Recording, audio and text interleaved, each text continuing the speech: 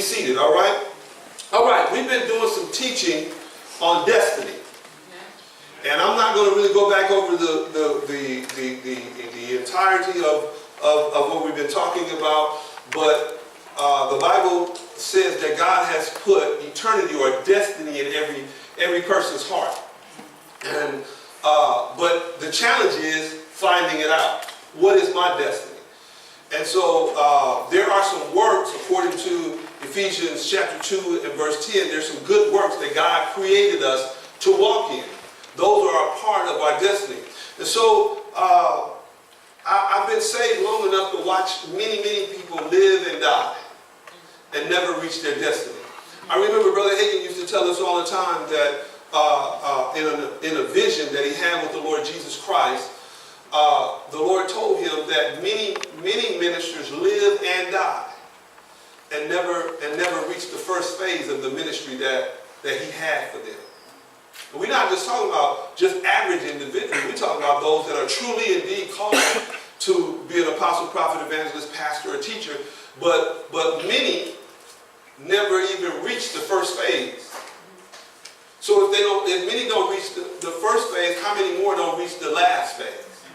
Because there are phases in ministry. And so I began to think along those lines as it relates to ministry and as it relates to individuals. And one of the things that we could say is, then if they never reach the first phase or even or continue through to the last phase of their ministry, we can say it this way: they never reach their destiny. Amen. So if many ministers never reach their destiny, then what about believers who are in those churches where those ministers are not reaching their destiny? Mm-hmm. And so then I began to pray and think, and once the Spirit of God began to drop some things in my spirit. And so we've been sharing about what I believe are two. Now we're going to get into some other ways of how you reach your destiny before this series is over. But we began to talk about two things that are very vital and important to reaching destiny. The first thing is your marriage. Say your marriage. Marriage, who you get married to and how your marriage goes will determine whether you really fulfill your destiny or not. Now, again, this was something that was easy for me to look at and to think about and see, because I know plenty of people who are called to the ministry or who are in ministry or who were called, people I went to Bible college with, things along that line, that in my opinion, they married the wrong person. Mm-hmm. And as a result, I'm thinking about one or two people. One was called to the mission field. They married an individual who wasn't called to the mission field, who wasn't going to the mission field, and they never went to the mission field. Well, their marriage affected their destiny. Now, if they were truly called to the mission field, the Bible says, I believe it's Romans 11:29, that the gifts and the calling of God callings of God are without repentance. So whatever God has called us to do, now everybody's not called to be an apostle, prophet, evangelist, pastor, or teacher. That's not the point. But whatever we're called to do, God doesn't change his mind just because our spouse changes their mind. Or because our spouse says, no, that's not something we're going to do or I want to do. I don't want to be involved in that. So on Judgment Day, that young lady that I went to Bible college with, she will be responsible for all those souls that she never reached on the mission field that God called her to reach. She will not have fulfilled her what? Her destiny. Amen. And then I was thinking about another person I went to school with who got married to an individual and the guy beat her. She had enough sense to get a divorce. Amen. Thank God she did. Yeah. And then now she's working in ministry, reaching the world. Amen. But she would have never reached the world if she would have stayed connected to him. Do you understand what I'm saying to you? So if that's true of ministers, then I'm sure it's true of members. Amen. Wouldn't you say so? Amen. I mean, you could be a man or a woman. You could be a man or a woman who has big dreams. God gave you big dreams, big desires, big things that he wants you to accomplish for the kingdom and to be a blessing to other people, but you get married to a small person. Mm. Y'all don't even understand what I'm saying. Sometimes a person with a big dream or a big vision, whether it's a man or a woman, gets married to a small person. Amen.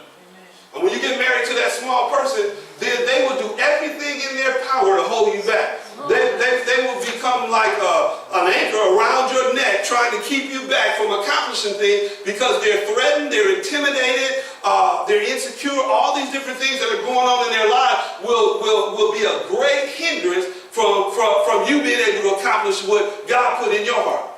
If you have a big dream, if you have a big vision, it didn't just get there. God gave you that big dream or big vision. But many times what happens is it gets lost in the day-to-day situations that affect us in our marriage. So number one, marriage will impact our destiny either positively or negatively. Okay? But here's another one. The second one, and this is what we've been dealing with, is our money will affect our destiny. Amen. Our money. The Bible says that money answers all things. Now, we've heard for years that money is the root of all evil. Isn't that right? How many of y'all know that money is the root of all evil? Raise your hand. Huh? If money is the root of all evil, you believe that? Raise your hand. Some of y'all see, y'all got it. Good. It's the love of money that is the root of all evil. But it's been taught in church ever since I was a little kid, and probably before then, that it was money that was the root of all evil. Isn't that right? And so as a result of us believing that, either we wouldn't go after more money, or we felt guilty because we had money. Isn't that right? Or we felt guilty because we wanted more money. And so as a result, you're conflicted. See, one of the things that you have to be able to do is to reach your destiny, and we'll try to deal with this later, but you have to be in alignment. You have to be in alignment, spirit, soul, and body. Now, we're going to deal with that in the next division. But if you're out of alignment, I can even deal with the body. Your body needs to be in alignment. You can't be 700 pounds. I use that because nobody here is 700 pounds. But some of us are overweight. But I ain't going to talk about you. I'm talking about the 700-pound people. Is that all right? And so you can't be 700 pounds walking around with an oxygen tank or riding in a wheelchair with an oxygen tank, barely able to breathe, can't move, and reach your destiny because your health is preventing you from reaching your destiny. Can anybody agree with that? Amen. All right? So you have to be in alignment in your spirit, aligned with God. Your soul has to be in alignment. So what do I mean by that? You can't be in conflict. In other words, you're going after something big, or you know it's going to require big bucks, or whatever the case may be, but yet you got the church telling you that money is the root of all evil, and you're conflicted. You won't reach your destiny. Either because what either happen is you'll go after the natural side of your destiny, and you'll let go of your spiritual side of your destiny. See, our destiny is not a selfish destiny. The big things that God has called us to, the big dreams that God has given us as believers, they're not just selfish.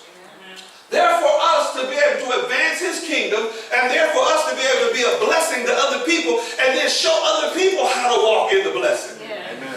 But if you get caught up on that side over there where you're conflicted, and see, I remember when I was growing up as a kid, I saw a lot of poor people in church. I was poor. And I knew that if I was poor, and there were poor people in church, how are they going to help me? Only person I saw with some money was a pastor. I never will forget one day we were walking down the street, my two nieces and I think my little cousin Kirky, we were walking down the street, we were on the way to church or somewhere, to church I think, and the guy passed us up in the Cadillac, it was raining, he didn't offer us a ride. Man, that was the last time I went to that. He blew his horn at us. And he was on his way to church. When I got there, he was parked, and we were all wet. I said, I'll never be back to this church again. Now, I ain't saying that nowadays, I kind of understand as an adult, you just can't run around picking up all the children in the neighborhood, because, but back then, it wasn't all this molestation stuff going on or whatever, so brother could have gave us a ride. He knew who we were. He blowing at us honking, waving. Don't wave at me, brother. It's cold out here in this rain. Try to get to the church. But anyway, but the preacher, when I was growing up, mostly, I see, of course, you only have a limited view based on the church that you attended. I'm pretty sure there were plenty of churches where there were people going to church that had some money. But where I went, they were all broke. And I decided I was going to go and make me some money and then come back to church. But I wasn't going to stay broke because they were preaching money was the root of all evil. Okay, well, y'all do, But see, because I was conflicted. So I was in essence saying is, I'm willing to forego or to let go of my spiritual destiny in order to first reach my natural destiny, and then if I have time, I'm gonna come back to my spiritual destiny. How many of y'all know a lot of people died doing that and never got it right spiritually? All right. So, but you know, you only know what you know. So, but the Bible doesn't teach that money is the root of all evil. In fact, what I want to talk to you about, we kind of started talking about this. I want to talk to you about something. Go to Proverbs 31. You know what? Before you go to, let's see here. Where do I want you to go?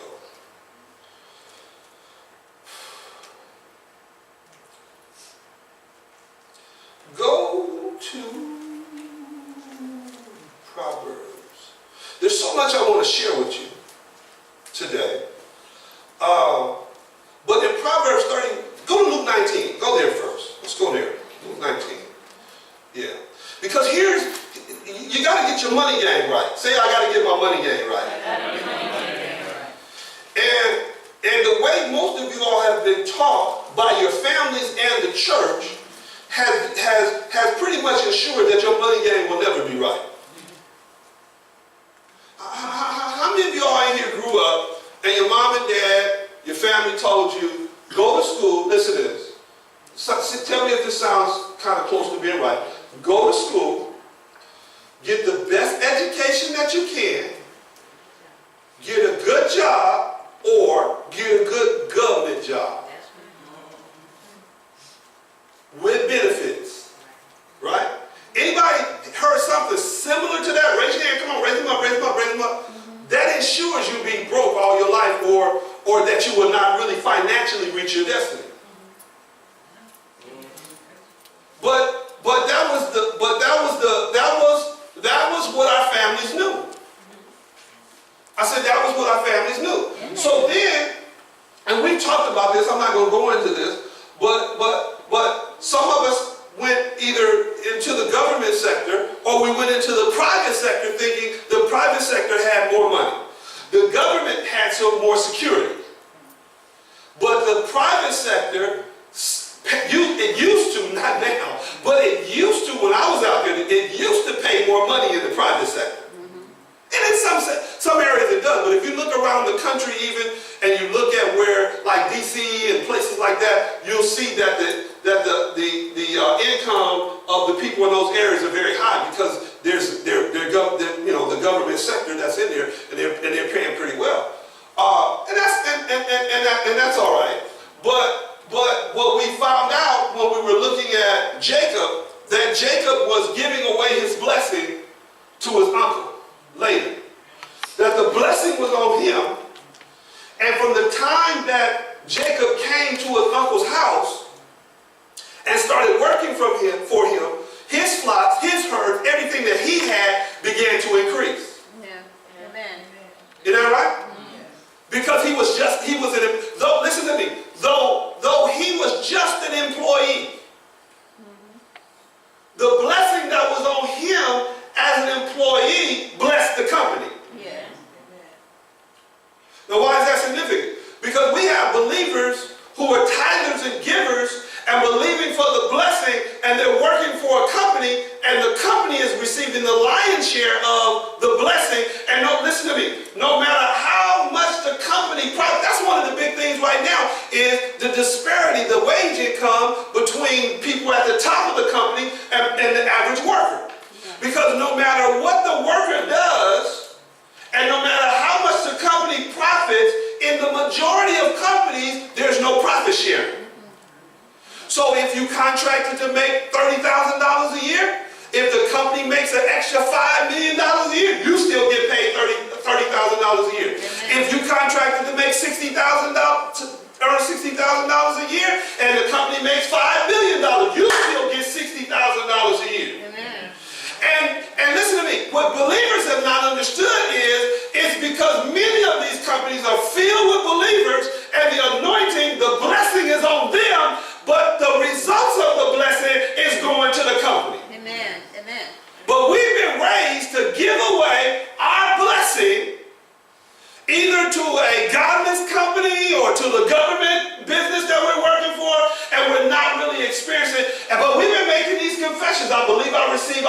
ourselves wealthy, I'm blessed coming in, I'm blessed going out. We make all these good confessions.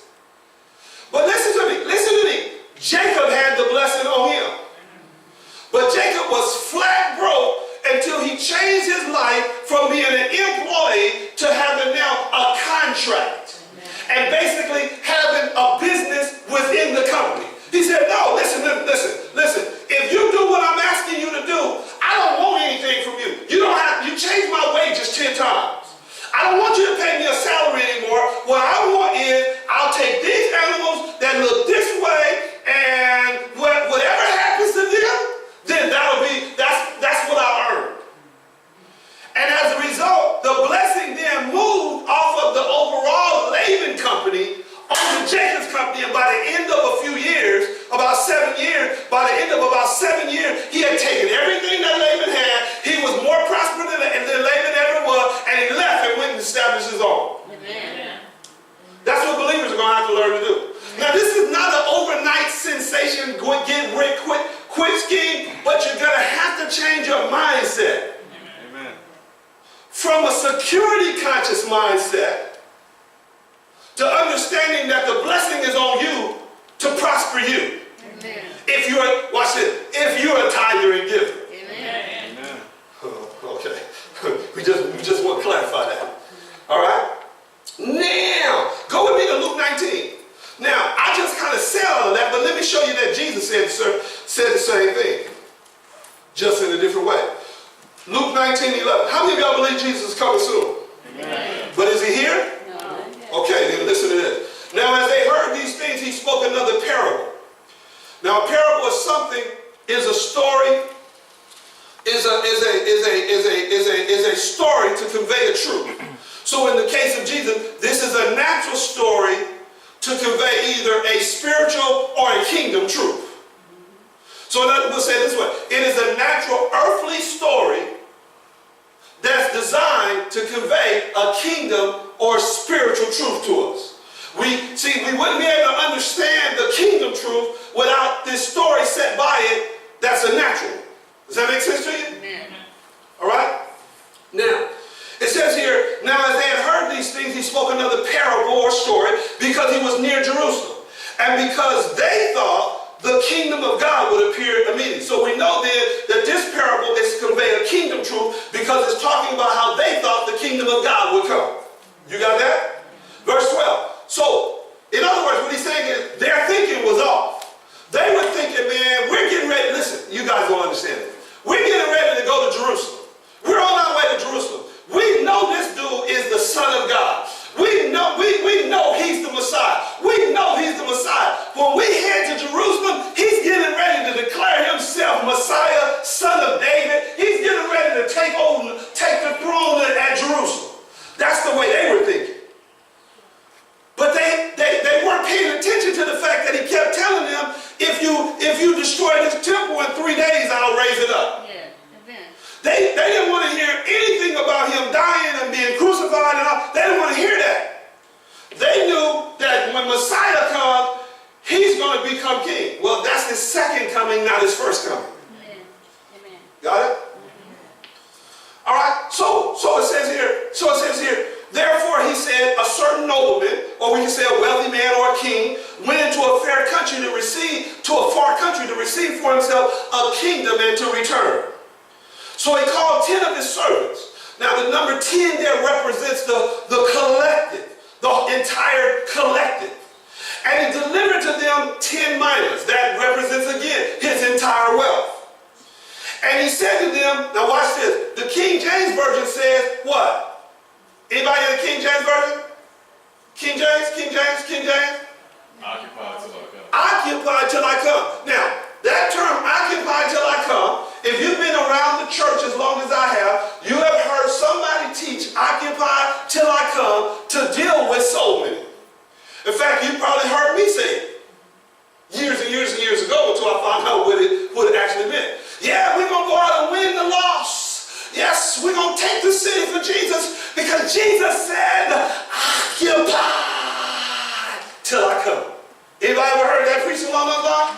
The word occupy there, though, doesn't mean what we think in terms of soul winning. The word occupy there, if you have a New King James or maybe another modern translation, it says what? Do business till I come. And the word do business there means to trade or to invest, to trade in merchandise, to invest, or to operate as a banker. You understand what I'm saying? So what we've been doing is, we've been talking about, we should be occupied in that sense of soul winning, but he's saying, listen, you think the kingdom is coming, it's not coming right now. What I need you to do is to stop, listen, you know there's a saying, you can become so heavenly minded that you become no earthly good. Or you can be so, watch this, you can become so kingdom come minded. You can become so raptured minded that you become no earthly good. And so see, we have to, how does the old saying go? We have to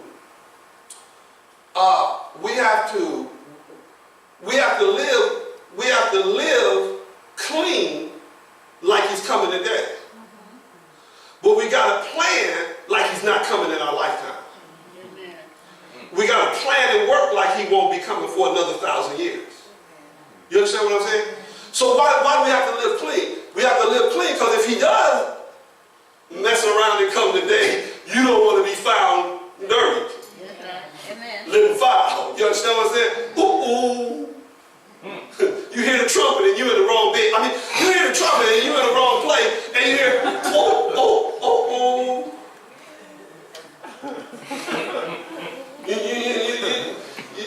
You don't want that. But we can't plan and act like he's coming tomorrow, because most of us, if we knew for a fact that Jesus was coming in 7 days, in 7 days we knew he was coming, what would you do? Man, you'll start winning the laws, wouldn't you?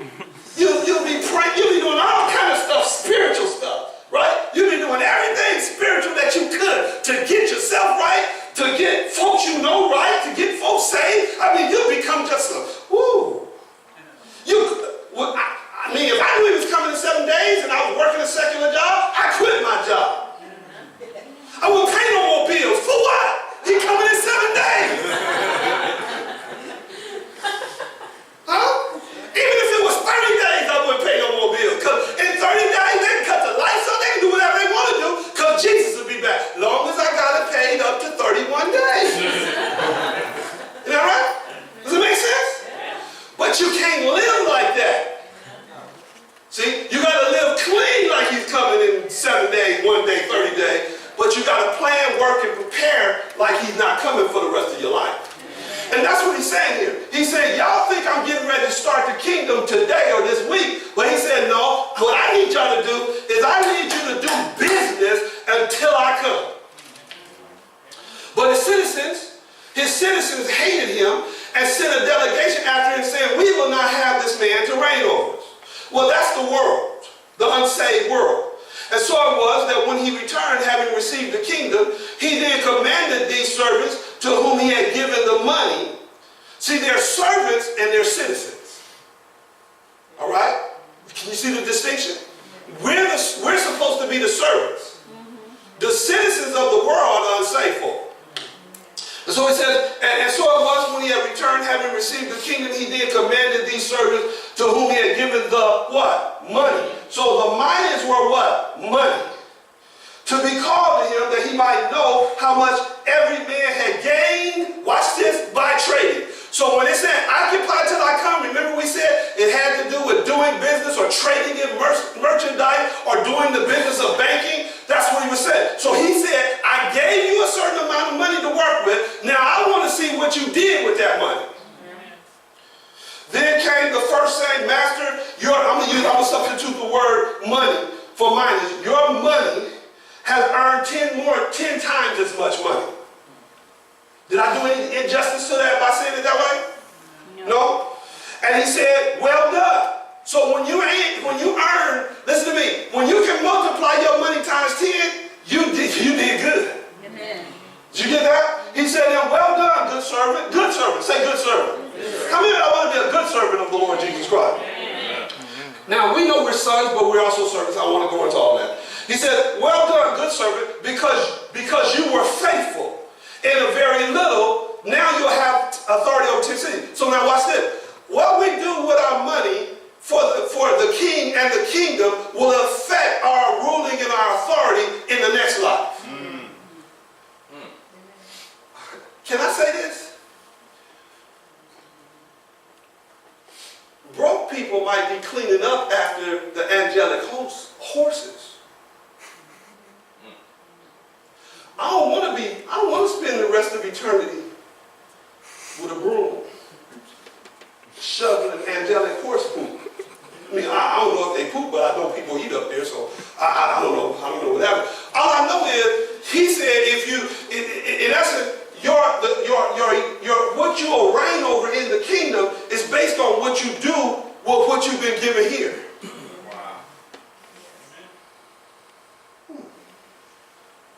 Okay. So this is not just important. So us doing business till he comes is not just important to our natural destiny, but to our eternal destiny. Wow. And he said, well done, good servant, because you are faithful in a very little, have authority over 10 cities. And the second came saying, Master, verse 18, Master, your money has earned 5 times, or I've made 5 times as much money with what you gave than what you gave. Verse 19. Likewise, he said to him, you also be over 5 cities. Now, he didn't call him good and all the other, but we're just going to assume that it was still applicable to him as well. All right? Verse 20. Then another came saying, Master, here is your money, which I have kept put away in a handkerchief. For I feared you because you are an austere man. Now, austere man is a very severe individual. The word austere means very severe. Don't play no games. Serious. Hard. Got it? You collect what you did not deposit, and you reap what you did not sow. Well, that's what businessmen do to a certain degree. And he said to him, out of your own mouth I will judge you. And then watch what he said, you wicked servant. Because this man did not prosper, he called him wicked.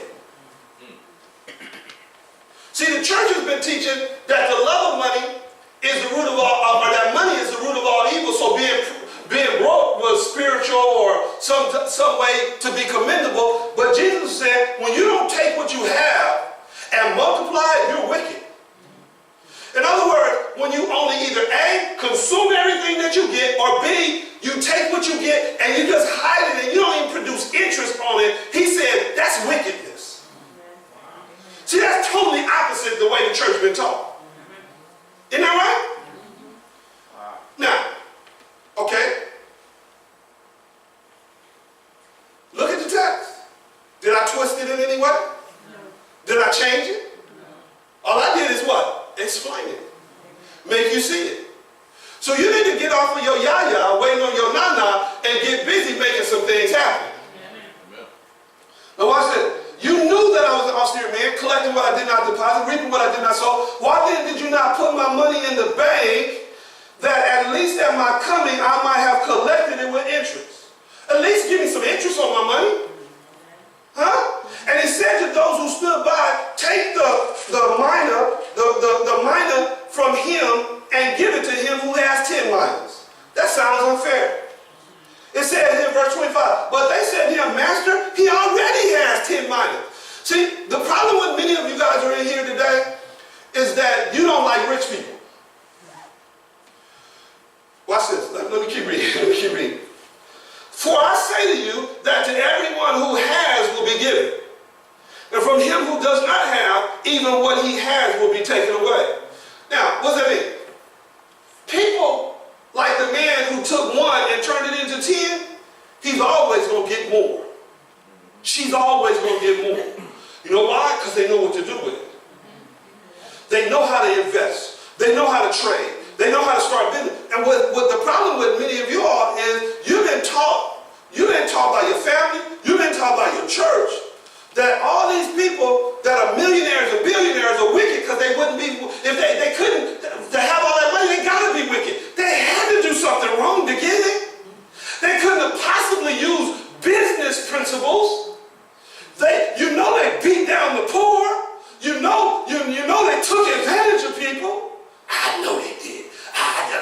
Did you follow them around?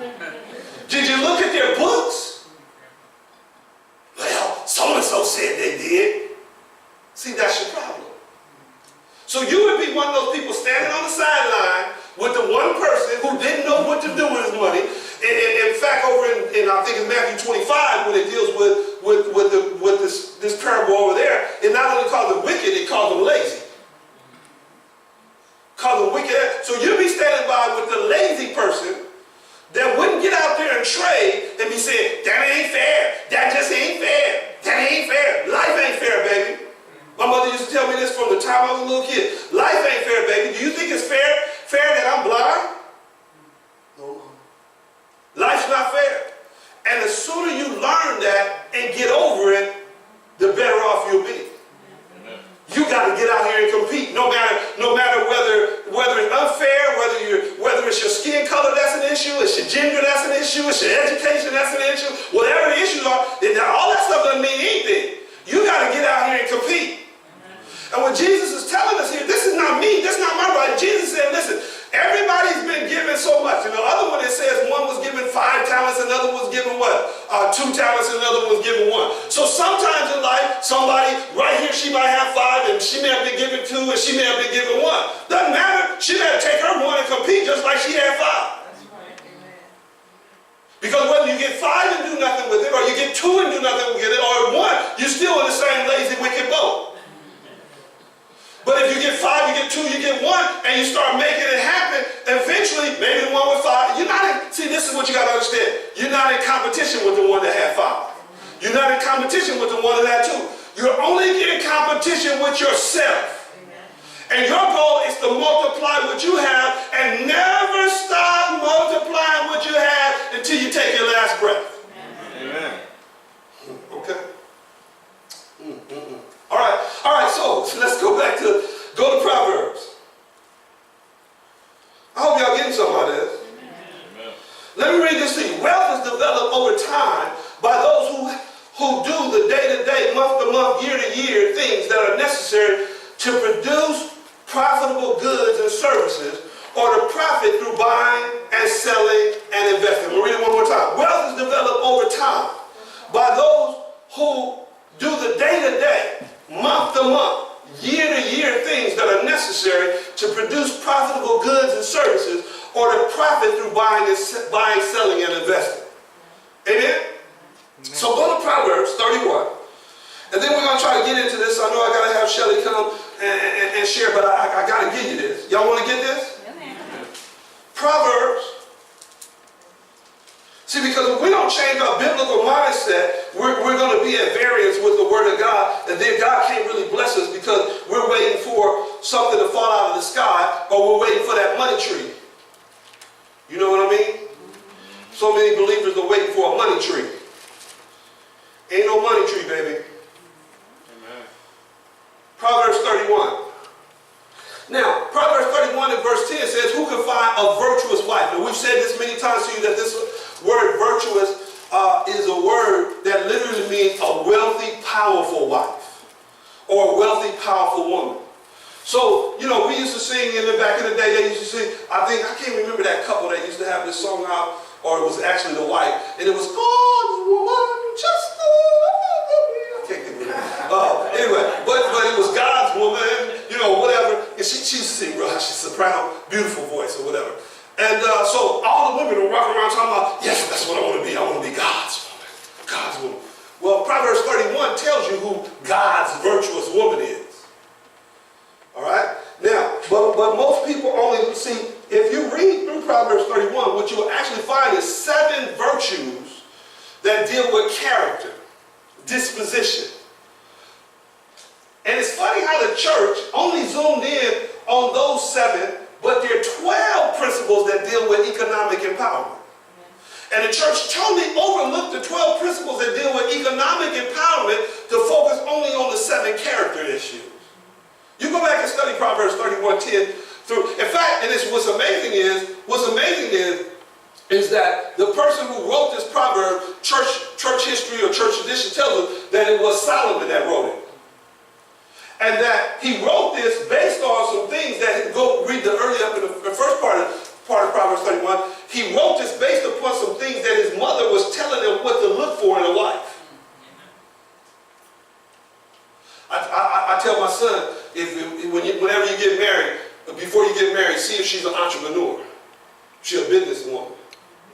If she's not, leave her but where you found her.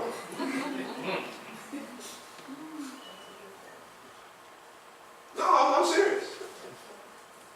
She don't want to work. Let her find some. Let her go be somebody else's blessing. Mm-hmm.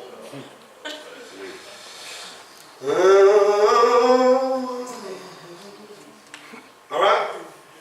So I call what's found here in Proverbs 31 God's hidden wealth acquisition plan. Write this verse down. I don't have time to go there, but Proverbs 2 and verse 7 declares that God stores up sound wisdom for the righteous. Now the word stores up means in the Hebrew it means to hide, to hoard, to reserve, to protect, to keep secret. And so what you've got to understand is that it's here in the Bible, but you've got to dig for it. You understand what I'm saying? Then Proverbs 25:2 says, it is the glory of God to conceal a matter, but watch this, but the glory of kings to search out the matter. So what does that mean? God has hidden things, listen to me, God has hidden things in his word and also in the spirit. Amen. That's his glory. In other words, we can say it another way, that's his prerogative, that's his godly prerogative. Remember that song? It's my prerogative. Okay, some of y'all too young. I do what I want to do. Anyway, but it's his prerogative to hide it. But it is the prerogative of kings. Now, who are the kings?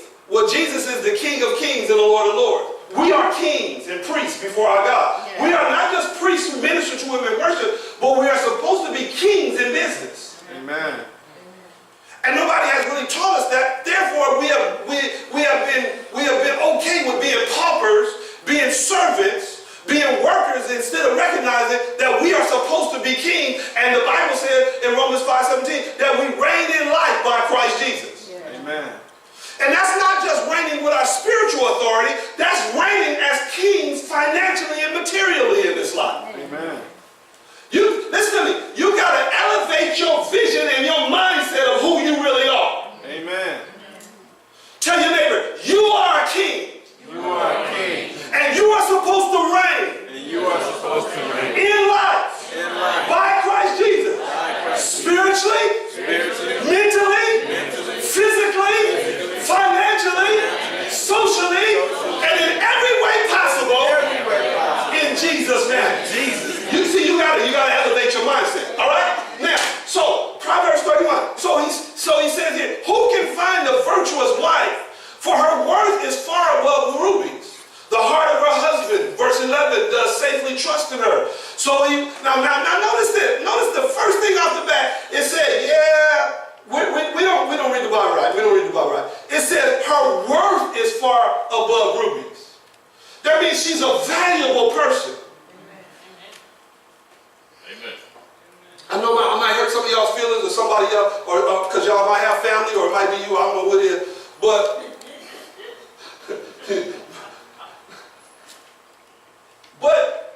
her worth is not her worth just because of who she is. When I'm your wife, you just gotta love me. No, I should, but you ain't worth much to me. You're just another dependent.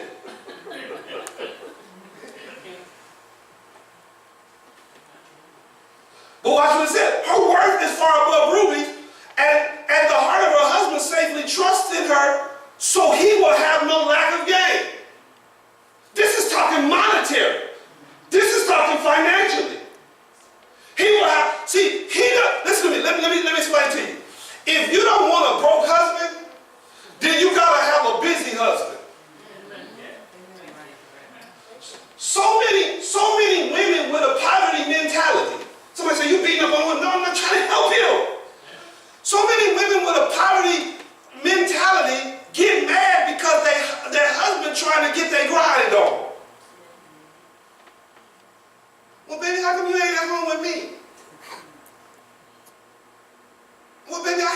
plan for Saturday. I had a, yeah, but see, the average person works 40 hours a week, and they always stay average.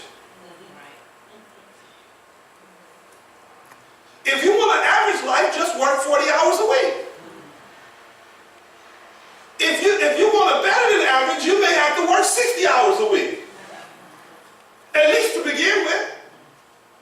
And if you really want to be popping, you may have to work 80 hours a week. No, I ain't going to do that. Well, okay, then just stay average. See, I can tell you, if you want to be poor, don't work at all. Y'all agree with me on that one, right? Or work 20 hours a week, unless you got somebody else that's taking care of you. If you don't have nobody taking care of you, and you're working 20 hours a week, I can pretty much guarantee you poor. You broke. Am I wrong? No. So the amount of time that you spend working affects your brokenness. Yeah, I got a job. How many hours you week? You're working with 20. But you want to ball out. Now, don't misunderstand me. I know that there are some women that, especially from a different era gone by, that the husband worked and the wife stayed at home. I get that. But this ain't that era. I said this is not that era. All right? It just really isn't that era. Baby, if just because your grandmother was able to stay home don't mean you're able to stay home right now. Right now it takes 2 people working, all the kids working, the cat working, and the dog having a commercial. Y'all know what I'm talking about? Man, you can walk into Costco and don't even fill up your whole basket, and you spend $400 and you like, the zang. Anybody know what I'm talking about? Like, man, you need an extra job just to go to Costco, just to buy groceries. I ain't talking about buying all the other good stuff they have in there, furniture and all that stuff. I was talking about going in there and buying food to feed a family of 4. I remember when I used to be able to buy a box of corn dogs for the house for my son. He liked corn dogs, and it would last a month. Now they last a week. Well, how many corn dogs did you just eat? How many corn dogs did you just eat? You know, I'm just saying. Anybody know what I'm talking about? Don't let nobody tell you. But you've been had this fantasy from playing what's that name? Barbie and Ken, that you're gonna stay at home all day and you just gonna, whatever. Well, listen, even if you're not gonna work, baby, at least you need to help in the business. You need to make sure you're now. If you got a guy who's a doctor or a lawyer, or maybe they're a professional athlete or even a pastor or someone like that that's making a lot of money, or business person making a lot of money or whatever. And all pastors don't make a lot of money, but anyway, they're making a lot of money or whatever. They may not want you to work. Let him tell you that. All right? How many jobs you got, Cherie? 4 jobs. She got 4 jobs. See, son, see. He got 3 jobs. See, they compatible. She got a little Jamaican in her. How many jobs you got? Okay, anyway, all right. Working all the time. Working all the time now. Working all the time. So she got a little Jamaican. But somebody that's just sitting back, they determined. Okay, let me get off of that. So go to Proverbs 31:13. Verse 12 says she does him good and not evil all the days of her life. Verse 13, she seeks wool and flax and willingly works with hand. I'm going to try to give you real quick, because I don't have a lot of time to give you real quick, 5 principles that you can find. There's actually 12. I'm only going to give you 5 this week, real quick. Number 1, this woman was an entrepreneur. That's not the principle, but I want you to get the mindset that she has an entrepreneur's mindset. Now, why is this real important? Because you got to realize this was over 3,000 years ago. Listen to me. This was 3,000 years ago. And why is that important? That was before women's lived. That was before women had the right to vote. That was before America. You understand what? You got to understand, that was back in the day when women were not looked upon the way they are as equals now. And yet she was an entrepreneur. So listen. So stop whining about your situation. No, y'all didn't get that. I said, so stop whining about your situation. Whatever situation you have as a woman was not as bad as hers. From the standpoint of the society. if you're a man, yours ain't as bad as hers. You understand what I'm saying? I mean, this country is made for white men. This is real. So, plenty of black men and women and brown women and men and all kinds of other women have prospered. So you got to get your mind off and say, well, you know, when I look at TV and I look at the Senate and the Congress and I look at the business people, the majority of them are white, middle-aged to old white men. Okay? But then you see some dots in there. Don't you? Well, then be a dot. Be a big dot, that's right. Be a big dot. But be a dot. Don't be sitting around whining and crying about, I just see all that salt. Be some pepper, baby. Get in there and mix it up. Bring some seasoning to the situation. Now, so here's principle number one. I love this.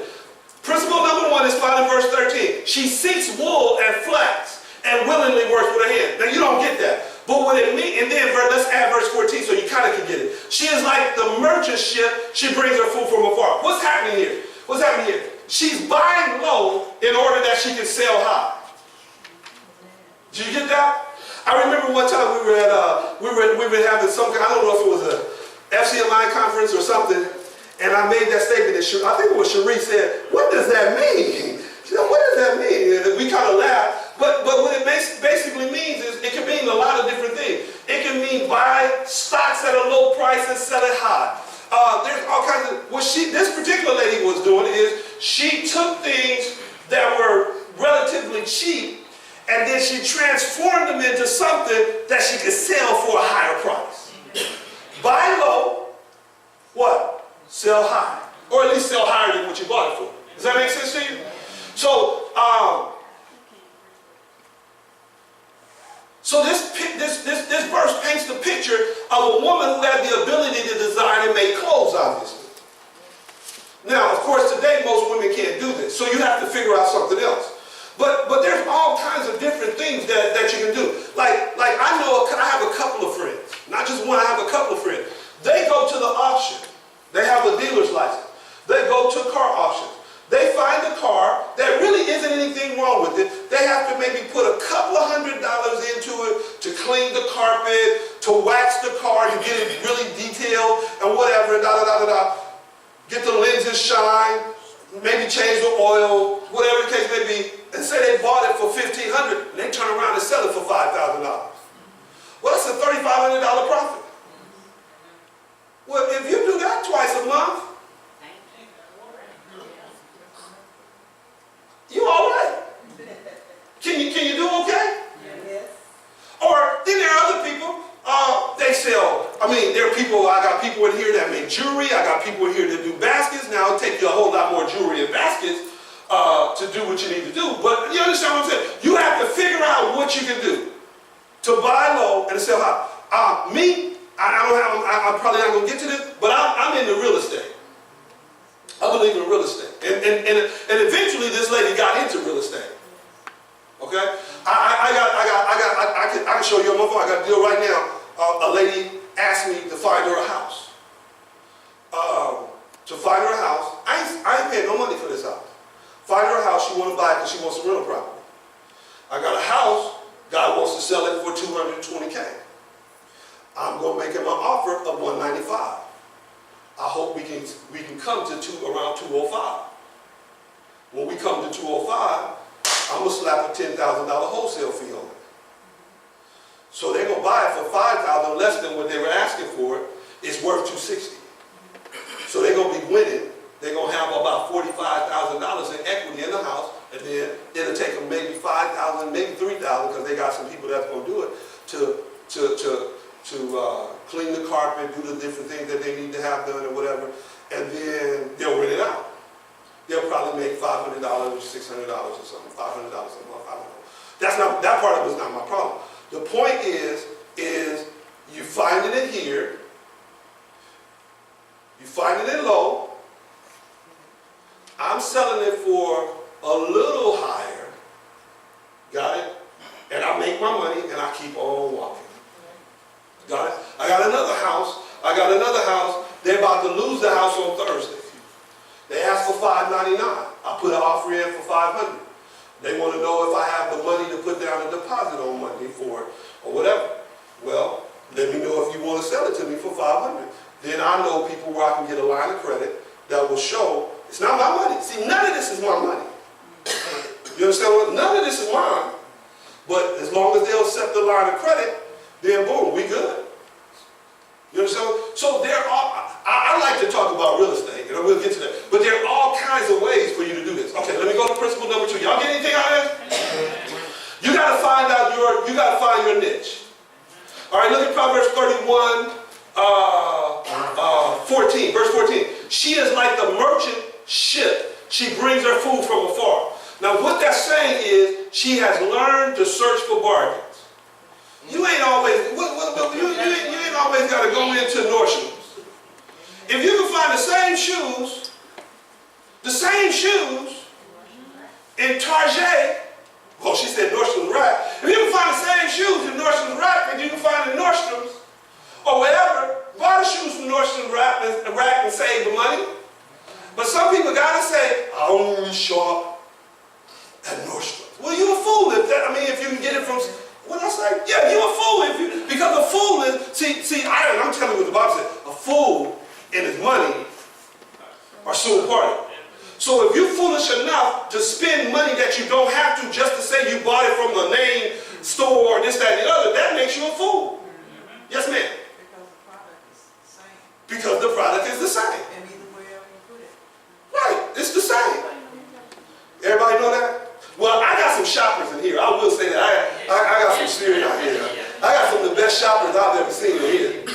All right, look at Proverbs 30. They know how to, man, please, I give them a little money to buy something. Boy, they can stretch that money. I'm telling you. Anyway, Proverbs 31:15.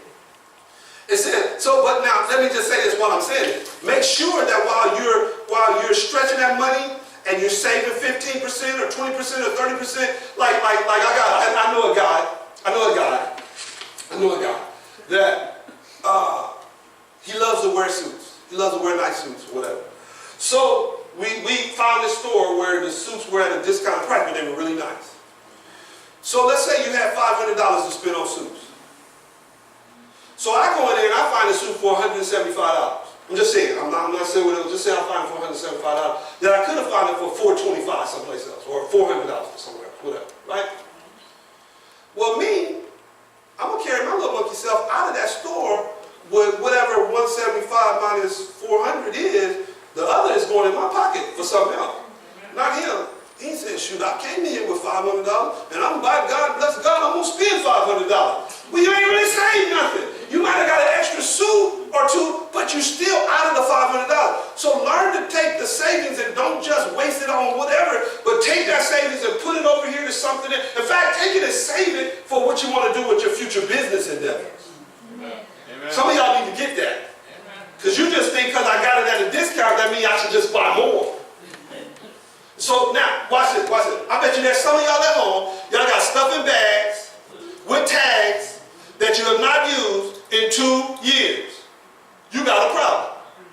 Just keep looking straight ahead. I ain't gonna call y'all. Just keep looking straight ahead. No, I ain't like nobody talking about you. Because you got a problem, see? Because you could have used that stuff that you just bought because you thought it was on sale. You could have got what you needed, but you got a hoarding something going on with you, and you got to have more than what you need instead of taking that and investing it into a good business situation. Amen. Okay, well, no, you don't have to take it. All right, principle number 3, Proverbs 13, verse 15. She also rises while it is yet night and provides food for a household and a portion for a maidservant. What is that? She rises while it is yet night. She rises, that means proper time management. If you're going to prosper, you're going to have to operate in some areas of proper time management. You can't be lazy. You can't sleep all day. You understand what I'm saying? Even if you work a job, even if you have a 9 to 5, and you're trying to create something on your own, then baby, you're gonna have to stretch that thing. That means you might not be able to watch TV like everybody watching. That means you might not be able to talk on the phone. That means you might not be able to play Facebook or what's the other stuff they got out there, Snapchatting and all that other stuff, because you're busy trying to make something happen. Amen. Number four, verse 16. She goes to inspect the field and buys it. I love that. See, in other words, whatever she was making from what she was selling in her clothing business, she took from that money, and then the Bible says she inspects a field and buys it. Got it? But then it says, with her earnings, she plants a vineyard. So what does she do? What does she do? She invested her profits into real estate. See, you got to have an end game in mind. Now, I'm not going to get to, but this next one, that I'm going to pick up next week, I'm going to anyway, what I'm trying to say to you is listen, ultimately, you need to have an end game in mind. Because listen to me, and I'm going to deal with this next week. I keep dealing with it, but y'all don't want to believe it. The believer's truest financial, material inheritance is land. Not money, it's land. It's real estate. Whenever God chooses to bless people in the Bible, he gave them land. When he blessed Adam and Eve in the Bible, he gave them the Garden of Eden. When he blessed Abraham, he said, leave the land of Ur and go to a land that I will, what? Show thee. And he said, that's your land. When he dealt with Isaac, he said, stay in this land. When Jacob was over there, had to run away because of some stuff that he did, and while he was working for 20 years, 14 for 7 for one wife, 7 for the other, 6. So it was about 6 years when he took all Laban's stuff. And he was working over there. God said, go back to the land that I promised to your fathers. When he got Israel out of Egypt, where did he take them? Back to the land. Yeah, they had to conquer the land. They had to defeat giants to get the land. But what you've got to understand is that land, why do you think they call it real estate? Because what it means is that it's real wealth. They're not making any more land. Are you understand what I'm saying? And the location is the key in land. And so, if you really want, the property that I'm looking at in Mobile, if I had more money, so I know I got to take my profit set aside. So when a deal like this comes along, I could possibly get it for $195, and it's worth $260, and I put $5,000 to $7,000 in and rent it. Now somebody is paying whatever the balance is on that. I'm building an inheritance. Remember the Bible said that a righteous man leaves an inheritance for his children, for his children's children. How many of y'all are the righteous of God in Christ Jesus? Raise your hand. Some of y'all don't know. But if you are the righteous of God in Christ Jesus, then that means you're supposed to leave an inheritance, not just to your children, but to your grandchildren. Amen. Well, one of those inheritances, or one of the ways to do that, is to acquire land, rental property, let somebody else pay it off. By the time you die, you'll keep it now. But you got to teach your kids to manage it. Yes. Yeah. We lived in Mobile, and I'm done with this. We lived in Mobile, and it was an Asian family that we were renting from. I won't tell you why we ended up in that situation, but we were renting from them. And so when we were there, it was a nice house, especially for a rental. It was a nice house. And so after we moved in, they came over about a week. After a week, and said, "Is there anything that you would like for us to do in the house to make you more comfortable?" And so we said, "Well, we would like a patio out here. A patio, because it was just like, when you get a new house, they only have that it's a little cement slab there. It's just one step almost, and then you go from the step to dirt." We said, "Well, we would like a patio around the back, and we want some grass, dirt out there." So they said, "Okay, no problem." Do you know the next weekend that couple and their teenage son came over? And so they came over like 7 o'clock that Saturday. They started working. They were, putting the sticks in the thing and whatever, and the strings and whatever, and blah, blah, blah, to pour the cement, right? And we were like, "Oh, that's nice. You were able to get your teenage son to come and help you guys out." They said, "No, we helping him out. This is his house." They said, "This is his house.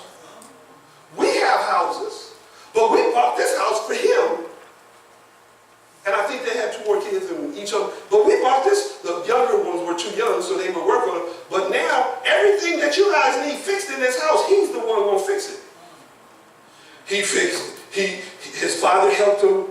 His father supervised him doing the cement. His father supervised him laying that sod. And within a matter of a little bit of time, the backyard was gorgeous.